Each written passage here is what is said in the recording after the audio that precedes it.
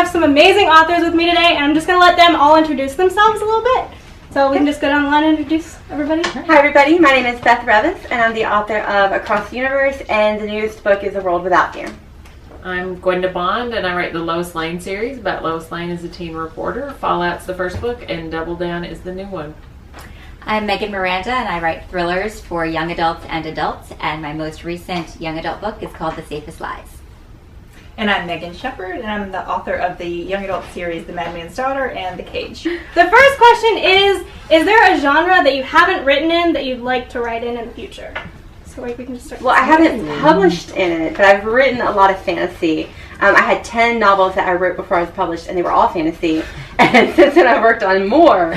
So I love fantasy, and I'm hoping that's going to be my next thing. I would love to write a high fantasy or like a space opera or something, but it seems like my voice tends toward more contemporary stuff. But you never know. Yeah. I haven't written middle grade before, but my kids are now 10 and 8, and I'm reading so much wonderful middle grade that I'm kind of getting the itch to try, but my voice tends to veer older. I was interested in writing a young adult Western, which I think there's not a lot of, and kind of a time travel edge to it to give it a little something fresh. So that might be in the future. Yeah. Kind of want to steal that idea. There's a little Western trend. Ray Carson. You said time travel, and I'm like, there. Yeah. You could co-author it? Yeah.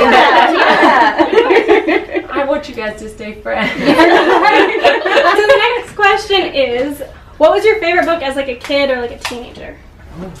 Ooh. You go this way this time, I guess. Okay. I'll start. I loved Lord of the Flies, which I hope I'm not stealing this from someone else, but I loved Lord of the Flies because it was about how kids actually are instead of how kids should be. I know that's probably what I would do if I was stranded on an island. Good to know. Note to self. Me, I loved writing, and I loved science growing up, and one of my teachers gave me Michael Crichton book, so Jurassic Park was probably my favorite growing up. All right, I'm the pretentious weirdo. But my favorite book of all time is a book that I first read in high school, and it's by a writer named Eduardo Galeano, and it's the Book of Embraces, and it's kind of a book of weird elliptical little vignettes that are sort of political and poetic, and has quirky little illustrations. As a kid growing up, Chronicles of Narnia was my absolute favorite. That one's a good one. Yeah. They're all so good choices. So the next question is, if you're going to have a movie or TV show adaptation, would you want TV, movie, or neither? And which series or book would you want it to be? That's kind of a 3-part question. Anything. Can I say anything? Yeah. I've had stuff optioned for film and TV, and I would say I'm actually more excited about TV because I like how it gives you more time to explore the characters, especially with the books I write. Like my first series, I feel like each book could be its own season, and I would kind of like to see that developed. Plus more room for accuracy, too. Yeah, definitely. Yeah. Oh, we're going with me. The Safest Lies for me was a movie, was a book that felt very visual when I was writing it. I loved the movie Panic Room, and so I feel like The Safest Lies has a type of feel as well, and so I would like that to maybe be a movie. It's funny because the Hollywood Reporter just wrote a piece about my circus series, which is another thing, and sort of implied at the end, like, come on, just make this into a TV show or something, which would be great, but would be very hard to cast. Because you would have to have people who could do really extreme feats and also act. But I think of the Lois Lane books as my own private TV series that I get to executive produce. I mean, I kind of think of each book as a mini arc of half of a season. And I love open-ended series, which TV usually is. And the Lois Lane book is that. My other books are that, because I like that better than kind of closing a story off. I like to always feel like it could go on. So TV for sure. I feel like Across the Universe would make a good television series, but A World Without You is its own self-contained story. There's a definite beginning and end, so I feel like that would make a better movie. And Christopher Nolan, if you're watching this, I think it'd be perfect for you, just saying. Definitely. Yeah. Send it to him in an email? Yeah. For sure you have the connection. You can get to him. Yeah, just tag him on Twitter. Yeah. Do it until he gets a response. Restraining order. Definitely. Okay, so the next question is, what's your favorite format to read in? Do you like ebooks, physical books, audiobooks? What's your favorite format to read? For me, it really depends on the book. Some of them, especially if they're long, I like them on audiobook, and sometimes I like them on ebook because I can read them at night without turning a nightlight on. It just totally 100% depends on the book for me. I mean, when you're a writer, you have to tally up your year's purchases of books so that you can deduct them. So I would say everything, but I know for a fact my husband's a bookseller, and we actually spent more after he became a bookseller again, even though he gets 30% off all purchases. So I definitely read most still in print. I read most in print too, but it depends. My preference depends on what I'm doing. So if I'm home, then I like to read, a paper book. And then when I'm on vacation, I can't fit like 8 books in my luggage, so I prefer the e-reader then.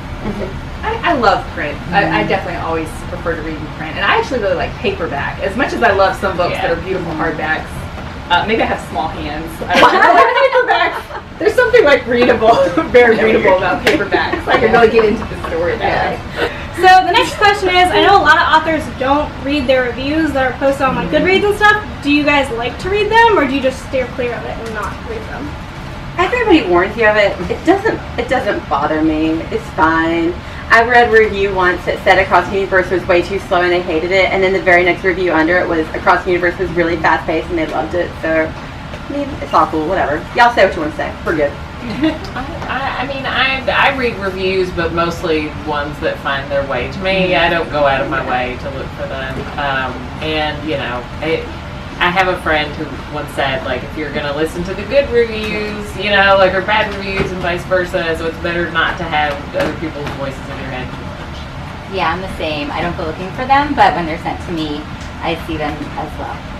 Yeah, sometimes I kind of like to read reviews from previous books that are like a few years old because the emotion's gone. I can laugh about it, and I'm like, that is a good point. I appreciate your snark. I kind of get it, but for the newer books, it takes a little while.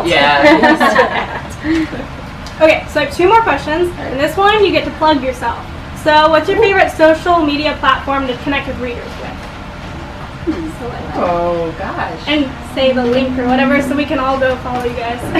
I think mine is probably Twitter right now to connect with readers, and I'm at Megan L. Miranda. I'll link all this in the description below too. I like Twitter for talking to readers, which is at Megan_Shepherd. But I also like Instagram because in Instagram I share more of my real life, not just my author life. And I live on a farm with tons of chickens, and like every other picture is a chicken. So, you can self-select which you'd rather talk to me or see chickens. Twitter for me too, and I'm just at Gwenda, Gwenda. And I also do a weekly tiny letter that's tinyletter /Gwenda to readers, and love getting responses back to those. So. I think I'm going to go with Instagram as well, just because I enjoy seeing the beautiful pictures that people take of books. Because y'all are hardcore with some flowers and stuff. I mean, it's a good thing if I can just not rip up the cover. And y'all make good pictures. So I'm going to go with Instagram, and I'm Beth Revis there. So the last question is kind of super fun, or I think it's fun at least. If you were an ice cream flavor, which one would you be? Superman, which is an ice cream flavor. That's so good. You got a theme going on here. I'm going to pick cookies and cream because it's obviously the best. Chocolate chip cookie dough. Ooh. I'm with Rocky Road. I'm with Rocky Road because I feel like I make my characters go through. Oh, that was so deep. Yeah. Wow. You guys just made me really hungry though. Yeah, I know. When's dessert? Yes. Well, I just want to thank you guys for having an interview. I also want to thank Fountain Bookstore for letting us come in here and invade their space. I'll put all the links to everybody down below, and we'll see you guys next time. Bye. Bye.